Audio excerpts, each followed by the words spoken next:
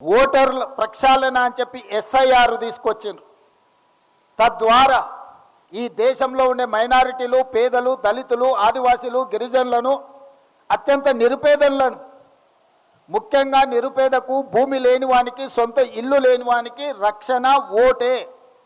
Vote ఒక్కటే ఆయుధం. ఇల్లు లేని వాడికి, ఆస్తి లేని వాడికి గుర్తింపే ఓటు.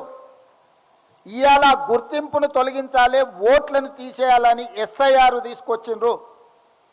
ఎప్పుడైతే ఓటు హక్కు తీసేస్తాడో అతని ఆధార్ కార్డు పోతుంది, అతని రేషన్ కార్డు పోతుంది, అతనికి ప్రభుత్వం నుంచి అందే సంక్షేమ పథకాలు రద్దయిపోతాయి.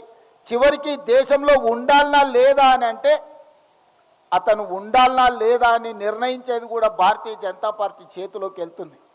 అట్లా కోట్లాది మంది పేదలని ఈ దేశ పౌరులే కాదు అని చెప్పి వాళ్ళని తిరిగి వెట్టి చాకిరి కింద బానిసలుగా తయారు చేయడానికి ఈరోజు భారతీయ జనతా పార్టీ కుట్ర చేస్తుంది.